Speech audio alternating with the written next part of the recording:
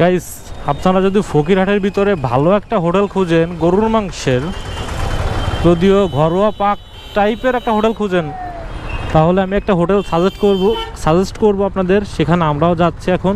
আমরা আছি এখন চৌরঙ্গি হয়ে আমরা চলে যাব ডান দিকে। একটা চলে গেছে শহরে, মানে মার্কেটের দিকে বাম সাইডে, আর একটা চলে গেছে ডান দিকে। তো আমরা ডান দিকে চলে আসব। ডান দিকে এসে এই যে সামনেই হোটেলটা, আমি নাম বলতেছি আপনাদের হোটেলটায় যে। তো আপনারা এই হাইওয়েতেও আসতে পারবেন এইভাবে, এই যে রাস্তাটা দেখতেছেন বাইপাস, এটাতেও আসতে পারবেন। তো আপনারা চলে আসবেন বিসমিল্লাহ হোটেল। এইটা মানে এইটা আপনাদের সাজেস্ট করব, যারা খান নাই তারা খেয়ে দেখতে পারেন। অনেক সুন্দর এই যে বিসমিল্লাহ হোটেল, সুন্দর পরিবেশ এইখানের। এখানে প্রায় আসা হইতো খাইতে, এখন একটু কমই আসা হয়।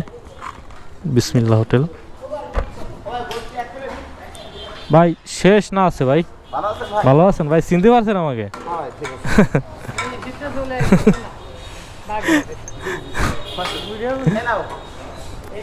তো আমরা কোন সাইডে বসবা? তো ভাই আমাদের চিনে, আসলে আমরা খাই তো। গাইস, মাংসের কোয়ান্টিটিটা দেখেন, এইটা আর ভিডিও করবো না, আমারও তো একটু বেশি দেয়, আমার ভালোবাসা বেশি ভাই, একটু ভালোবাসা বেশি, এই জন্য আমাকে একটু বেশি দিচ্ছে। করিস না। তো এখন খাই, আপনাদের মাঝে খাওয়া দাওয়া দেখতেছেন, আমরা দুজন খাইতেছি। টেস্ট অতুলনীয় মাংস।